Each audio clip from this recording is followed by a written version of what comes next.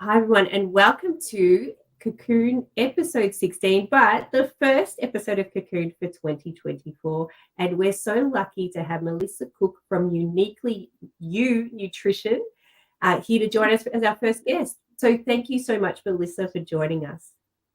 Thank you. Thanks. And so, look, with our podcast, Cocoon, we always like to start at the beginning. So please tell me your career story. So how did it all begin for you?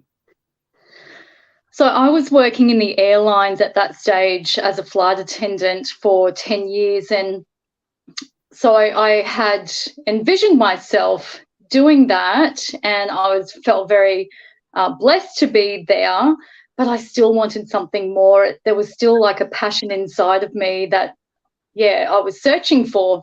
And I had a friend ask me, well, what are you passionate about? And I remember responding, food. Like that was definitely something I've always grown up loving, creating different, treats to make them more healthier as well. And within a few months, I was actually in college, so for nutritional medicine. And so it took kind of just a few months, and I was studying. I hadn't studied for many, many years, but I knew I was in the right area, and I absolutely loved it. That's how it all started. And also, whilst I was studying, I followed my path of weight management and weight loss because I had issues as an adolescent with weight, being ridiculed and things like that. So I always had that real nurturing passion to help people with weight loss. And I used to go to the Weight Watchers meetings with my mum when I was a little girl because she couldn't leave me at home on her own. And then, would you believe, I actually became a Weight Watchers coach myself whilst I was studying. And so, I feel like that all developed into where I am now. Wow. And so then what happened after you studied, when you graduated? So before I graduated, I actually became a subcontractor. I was very fortunate enough with Zest Natural Therapies, and ironically, she specialises in a health program and weight loss program called Metabolic Balance. And only a few years prior to getting this position, I attended a webinar on metabolic balance because I was very intrigued. And I thought, oh my goodness, when I finish my studies, this is definitely what I want to be doing. And I look back now and go, I feel like I manifested this. Yeah, wow. And that's where you are now, isn't it, working? Absolutely, yeah. So I specialise in a personalised health and weight loss program, Metabolic Balance. Predominantly, I would say about 98% of my clients, create their lifestyle change through metabolic balance. Yeah. So interesting. And so sort of talking about that, so you're clearly helping a lot of people maintain balance in their life. But how do you do that? How do you make sure that your energy levels are up to be able to help so many people? Great question, because it definitely sometimes you can feel like you're helping everyone else and not yourself. But I definitely, I'm always doing my metabolic balance program myself. I definitely find that helps my energy levels because it's just food as medicine. It's 3 meals a day, which are all whole foods. And it's actually a personalised program from a 36 blood marker pathology test. So it's not just something I've devised. This is through a scientific process. And so I definitely feel the change in the foods that I'm on with the program give me that high energy. But the other couple of things I would say, even prior to changing my lifestyle with metabolic balance, I've always taken magnesium, and because I exercise a lot as well, and a lot of us do understand that magnesium is, we're deficient in magnesium when we do a lot of exercise.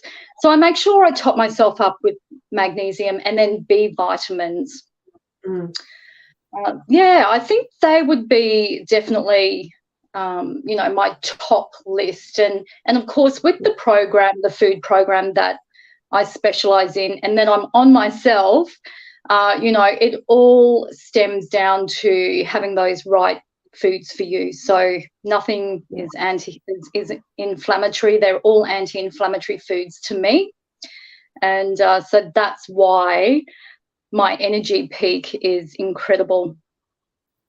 That's great. And I love how you said that you do your own program, because I'm a yoga teacher, and in our tradition, our head sort of yoga teacher who runs our sort of tradition says, beware of the yoga teacher who doesn't have their own practice. So it's good. It's like you're actually walking the talk. You're actually, and you're proof of how it actually works. Absolutely. And I find that, I guess, because of that, my clientele come to me in an energetic way because of that, because I understand, how people feel on the program, what it can do for them.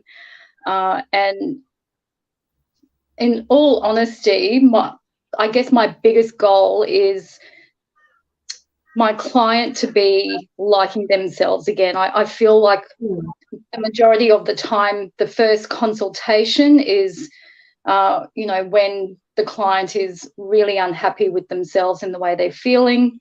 And then obviously, throughout the program, the changes in their energy, their body language, and it just uplifts me. And I feel like that is such a huge thing for me as well. I love it.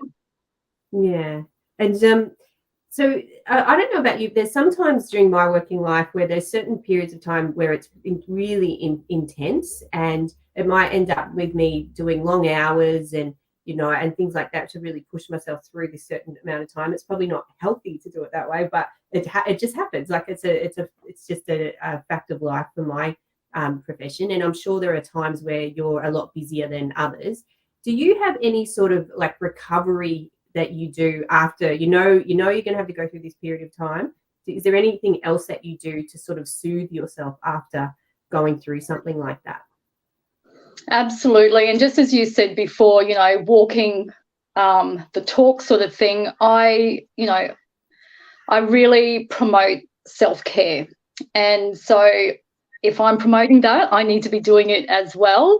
And so a lot of the times I find myself walking along the ocean just to either with meditation music or nothing, because the beautiful sounds of the ocean. I live close by to the water, so I feel really blessed there, and I can just walk out to the ocean. Another thing that I do a lot of is take my dog to the dog park.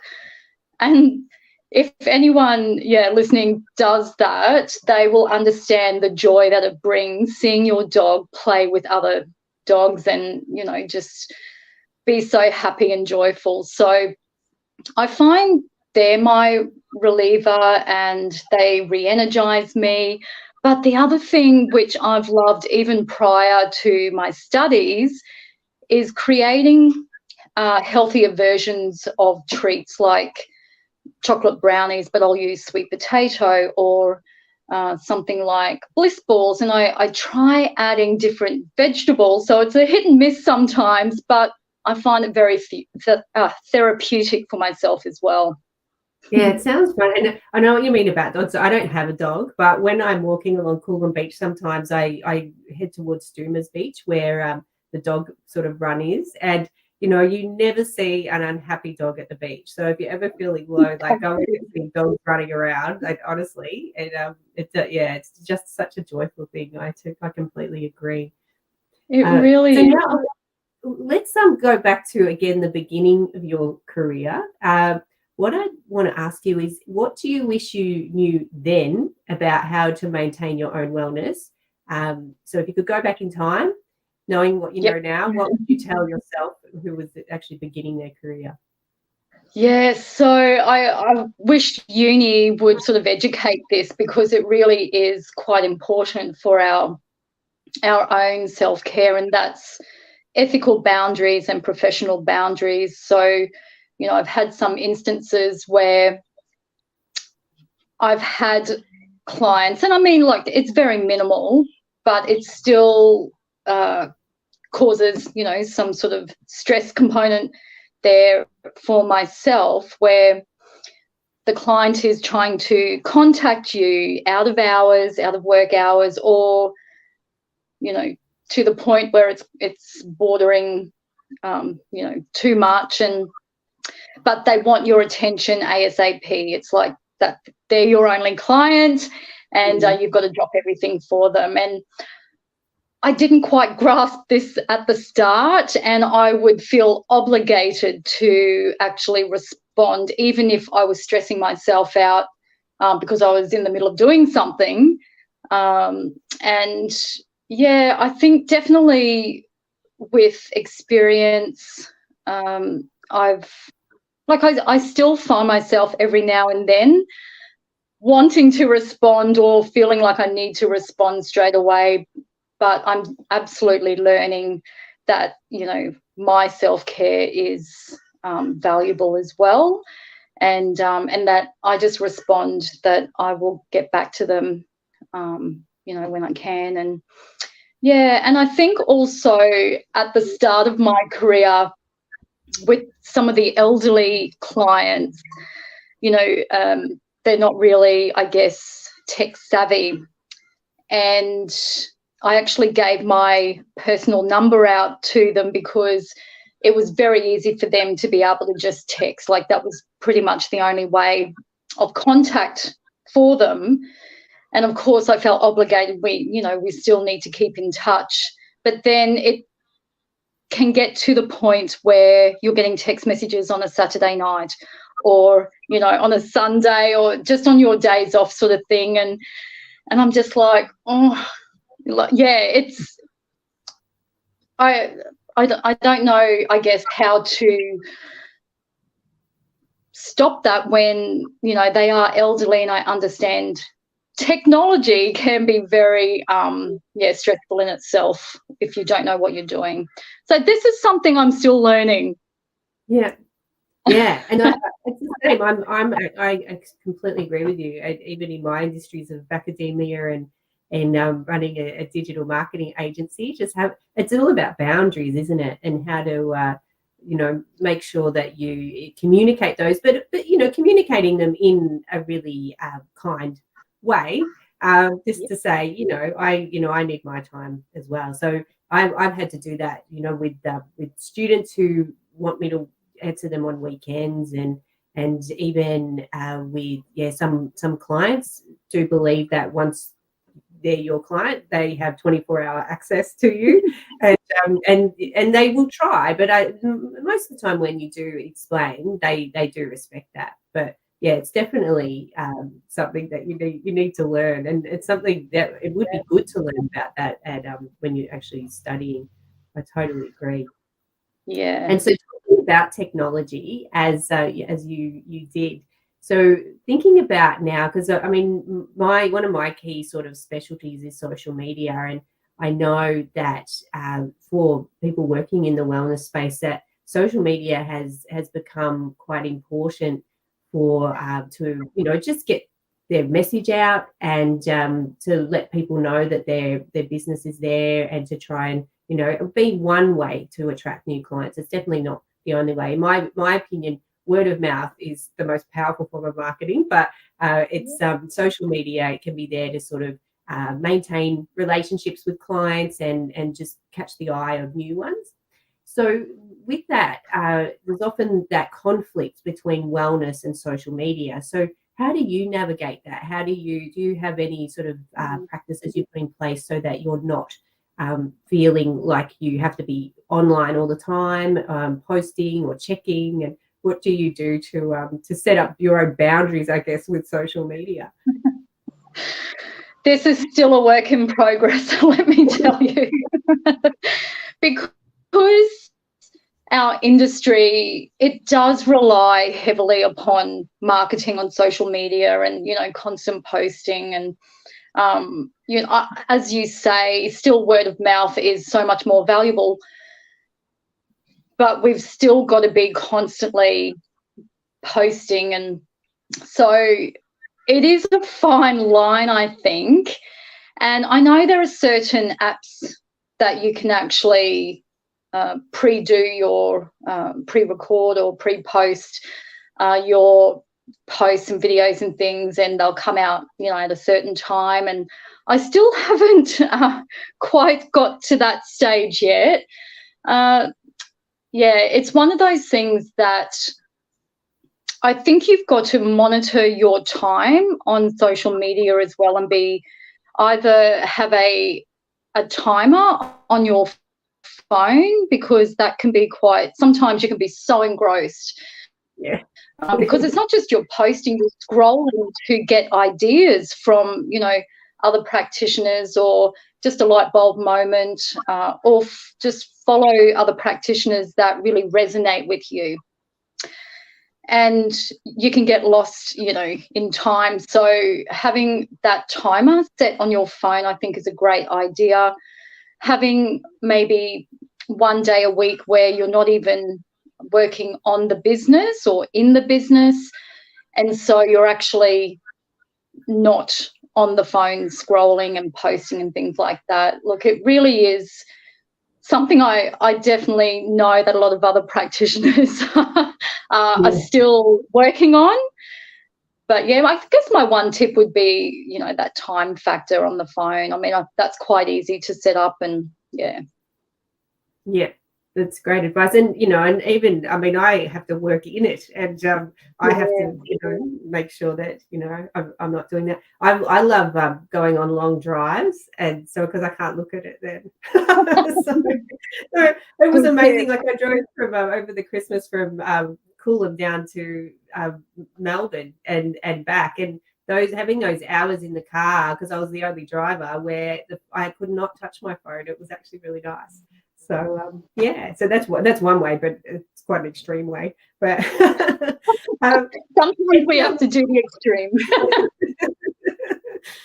So the other thing I wanted to touch on, you spoke about earlier about sort of transformations of your clients, and what joy it brings you, and how passionate you are at sort of helping your clients to bring about those transformations through your guidance. And can you have like a story, of course being confidential with your clients' identities, but do you have a story about a client who transformed through your guidance that you could share?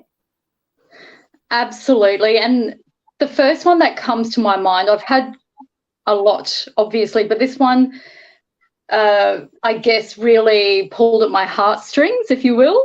And so this client would have been mid-50s at the time, came and saw me as she'd heard about me from a health food store that was close by to the clinic. And she came in and, just as I mentioned before, really down on herself. It's kind of like the last straw, she just doesn't know any other way of losing the weight and feeling better about herself, getting rid of the inflammation, balancing out the hormones that have been quite imbalanced for a long time, and getting rid of those cravings as well that she's had for years. And so it was just a vicious cycle for her. And then it would have been, so my clients on the program have a third consultation with me roughly around the 5-week mark from when they start their program. And she actually got so many great results. She got her husband to come on the program with her. So wow. I met the husband on her 5th week, and we had his consultation as well this particular day. And she'd lost 12 kilos. This is just through whole food. Yeah. Whole Foods, because she's just got rid of a lot of that inflammation, even the water retention, the fluid. So she had so much buildup of that as well, which is why people do lose a lot of weight at the start. And she was just so different and so excited to see me and show me her results. And then her husband piped up, and he's a manly man that they own their own bobcat business. And he just looked at me and looked at his wife sitting next to him and said, "Melissa, I just want to thank you so much for helping my wife feel like herself again," because and the tears started welling up in his eyes. And I'm like, "Melissa, don't start tearing up yourself." And I could just see the love between them, but just how much he'd wanted her to be so successful, as well. And yeah, that was just so beautiful for me. And at Christmas time, they actually bought me a beautiful hamper. Yeah, and it just warmed my heart so much seeing a husband of 30 years they've been together as well. Just really loving his wife and wanting the best for her. So yeah, that's one story that really does stick with me. Yeah. Oh, that's beautiful. And sort of thinking now, we're going to move on now to look. Some people that I interview for Kokoon they're goal setters, and then other people are more like, you know what, I go with the flow. I see what the universe, will bring me. I think any way is valid. Whatever makes you happy and is right for you.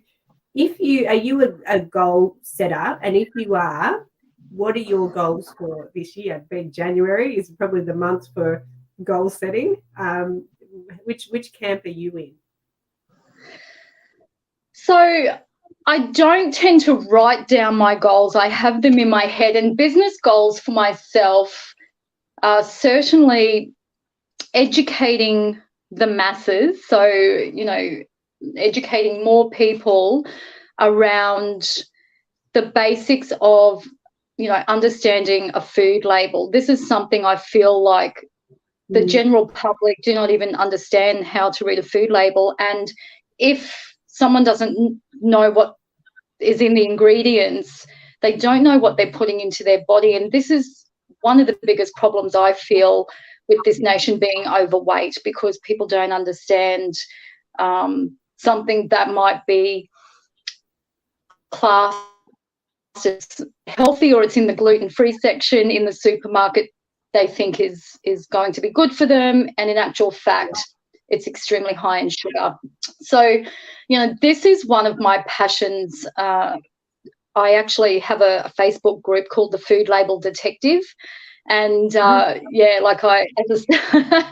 really want to educate so much around this, and just the basics as well, so people will remember some of the main top tips on understanding a food label. And so we're not being tricked, as well, just because something on the packet looks healthy. There's, a healthy man with muscles, or so actually turning the packet over and reading the label. It's so true. I do that now. Yeah, absolutely. It makes a huge difference. Like even things like sort of the whole vegan products. Like I got sort of, sucked in by those until I looked at, I think it was vegan cheese, and it was just solidified coconut oil. So you're just essentially eating oil, like just flavored like cheese.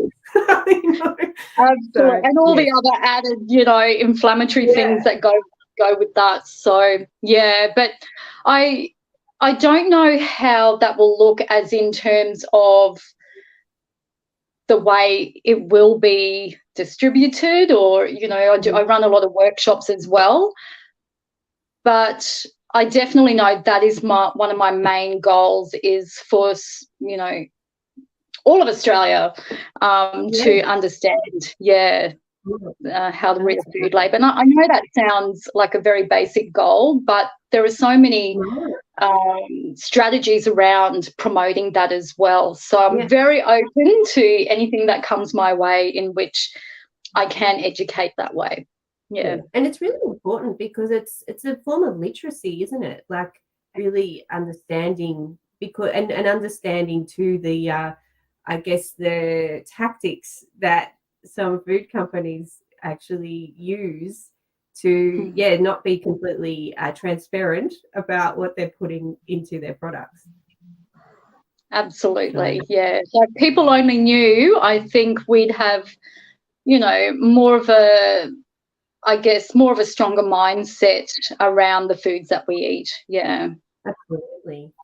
And so moving on now, so we're sort of coming to the end of our chat today. So what I wanted to ask you as well, so what advice, apart from what you've already shared, what advice would you give to others who are starting out in the industry to avoid burnout? Because after speaking to people in this space, after speaking to people in this space, what seems to be people when they're starting out, they get their qualifications and they're just so enthusiastic that they want to help everybody, but often to the detriment of their own health. So, which is quite ironic, working in the wellness space. So, what tips would you give to people starting out about how to avoid burnout? One thing I would say, and I feel this is quite relevant, is, and everyone sort of said this in uni as well, is to find yourself a niche. So you're not actually trying to get anyone and everyone, because that can actually be quite exhausting in itself. So if you're, you know, narrowing it down and specialising in something like our health and weight loss program, I do feel like that can definitely help with that burnout. But also, certainly if people are, you know, having back-to-back one-on-one consultations, even down to maybe giving yourself a 15-minute window between each client, recentering yourself, re-energizing yourself, and then but making sure you give yourself a lunch break as well. And I see so many times like calendars filled up and it's like, well, where are you going to eat and drink? And, you know, so, yeah, I think that even though that sounds like, well, isn't that just a normal thing for when you're working 9 till 5? But a lot of people, when they've got their own business, think the more clients they can fill up in their day, but in actual fact, that can cause burnout itself for you. It's so true. So that's really wise advice, and I thank you so much for sharing your wisdom with us on this first episode for 2024. And before we wrap up, do you have any final words of wisdom before we say goodbye? Final words of wisdom. I just think follow your intuition, follow your heart. I certainly remember probably midway through uni, maybe having another year to go, and I was starting to feel a little bit lost, as in, well, I don't know where I want to head. Like I always knew weight loss was my passion, but how do I create that for myself? And yeah, so I think just really putting yourself out there as well, and getting outside of your comfort zone. That's another great thing. I feel like that's challenged me a lot and made me grow as a health practitioner as well, a nutritionist. And things can grow from that. You just never know who's listening. You know, it's amazing when you step outside your comfort zone. Yeah, the world's your oyster, to be honest, and it makes you feel empowered as well. But yeah, just follow your intuition and your heart. Excellent, great advice. Well, thank you so much, and thanks to everyone who is watching or listening today. And we'll see you next month with another episode of Kokoon. Thanks so much, Melissa. Thank you.